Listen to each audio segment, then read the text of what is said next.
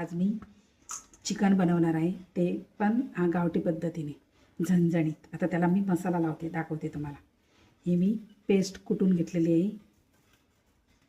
हा लिंबाचा रस, 1 चमचा मीठ आणि 1 चमचा हळदी पावडर.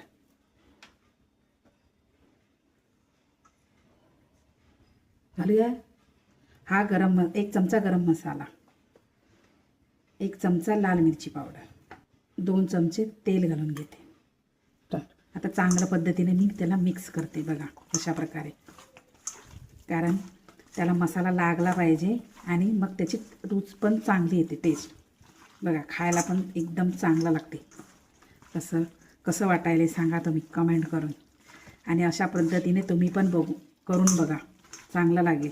आणि ती मी पेस्ट अशी का बनवलेली आहे, कारण ती मिक्सरमध्ये गरम होते ना, त्याच्यामुळे चांगलं तेवढं पेस्टचं हे येत नाही, लागत नाही चांगलं, म्हणून ती मी खलबत्त्यावर हे केलेलं आहे, पिसलेलं आहे बघा.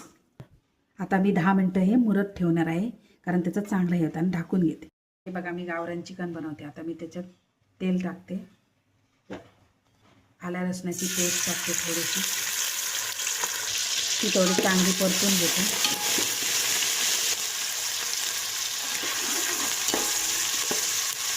आता त्याच्यात मी कांदा टाकते. हा बघा, आता कांदा परतून घेते मी. तो एकदम लाल झाला पाहिजे. तो आपला कांदा छान प्रकारे भाजलेला आहे बघा, तांबडाच झालेला आहे. आता त्याच्यात मी टोमॅटो ॲड करते.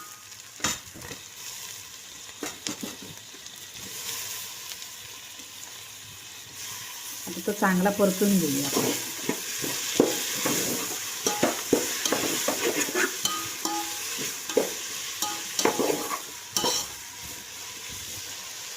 टोमॅटो शिजण्यासाठी मी 1 चमचा मीठ घालून घेते.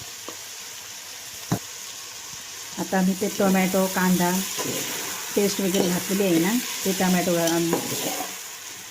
मीठ वगैरे घातलेलं आहे ना, आता ते चांगलं शिजवून घेते. आणि नंतर मी त्याच्यात चिकन घालते. बघा, आपल्या तोंडाला पाणी सुटेल असं आपलं चिकन झणझणीत रेडी झालेलं आहे बघा. जर तुम्हाला माझा व्हिडिओ आवडला असेल तर लाईक, कमेंट, शेअर, सबस्क्राईबर करायला विसरू नका. आणि कमेंट करून सांगा की कसं झालेलं आहे चिकन माझं. आणि नक्की तुम्ही ट्राय करून बघा ह्या पद्धतीचं चिकन, आणि मला कमेंट करून सांगा. धन्यवाद.